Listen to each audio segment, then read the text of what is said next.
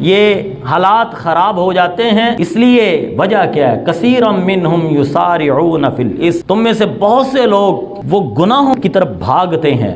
ان الذين فتنوا المؤمنين والمؤمنات ثم لم يتوبوا فلهم عذاب جہنم ولهم عذاب الحریق۔ تمہیں جو بھی مصیبت پہنچتی ہے فبما کسبت ایدیکم، اللہ کی جانب سے کوئی ظلم نہیں ہوتا، وہ تمہاری وجہ سے ہوتا ہے۔ تم جس طرح کے اعمال کرو گے اسی طرح کے حالات ہوں گے۔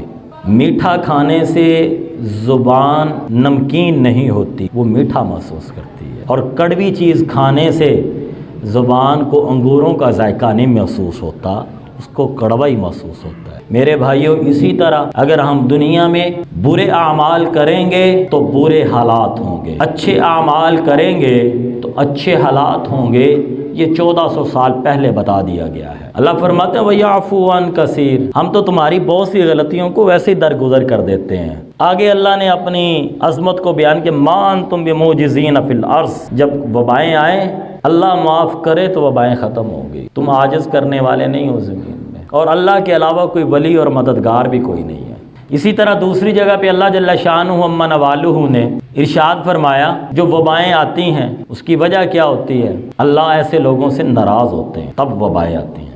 من لعنہ اللہ وغضب علیہ وجعل منہم القردۃ والخنازیر وعبد الطاغوت اولئک شر مکانا واضل عن سواء السبیل واذا جاؤکم قالوا آمنا وقد دخلوا بالکفر وہم قد خرجوا بہ واللہ عالم بما كانوا یکتمون۔ آگے بات وَتَرَى كَثِيرًا مِّنْهُمْ يُسَارِعُونَ فِي الْإِثْمِ وَالْعُدْوَانِ وَأَكْلِهِمُ السُّحْتَ، اللہ کی جانب سے لعنتیں برستی ہیں، اللہ کا غضب ہوتا ہے، اللہ بعضوں کو خنزیر اور بندر بنا دیتے ہیں، یہ حالات خراب ہو جاتے ہیں۔ اس لیے وجہ کیا ہے؟ کثیرا منہم یسارعون فی الاسم، تم میں سے بہت سے لوگ وہ گناہوں کی طرف بھاگتے ہیں۔ والعدوان، اور عدوان کا ایک مطلب بیان کیا جاتا ہے کہ ظلم کرتے ہیں۔ جب معاشرے میں گناہ عام ہو جائیں، جس معاشرے میں ظلم عام ہو جائے، حضرت شمس المحدثین شمس المفسرین قاضی شمس الدین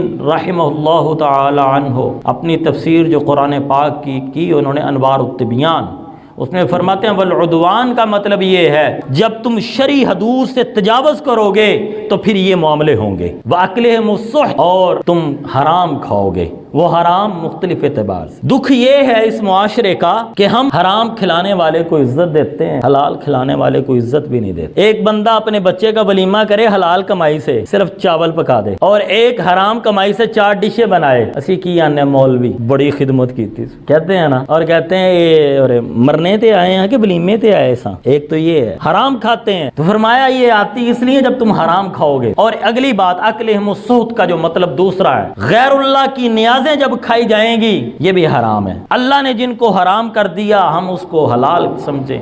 آج اس معاشرے کے اندر، ہمارے معاشرے میں یہ بڑی عام ہے، غیر اللہ کے نام کی نیاز حرام، نظر حرام، ہم وہ کھاتے ہیں۔ تو فرمایا لولا ینہاہم الربانیون والاحبار عن قولہم الاسم واکلہم السحت۔ پھر اللہ رب العزت فرماتے چلو یہ تو ان پڑھ لوگ ہیں نا، یہ جو منبر پہ بیٹھنے والے ہیں، جو اپنے آپ کو پیر اور مرشد کہتے ہیں، جو اپنے آپ کو مصلح کہتے ہیں کہ ہم لوگوں کی اصلاح کرتے ہیں، یہ لوگوں کو گناہوں سے کیوں نہیں روکتے اور حرام سے کیوں نہیں روکتے؟ لبئس ما کانوا یصنعون، یہ جو کرتے ہیں نا بڑا بری بات ہے۔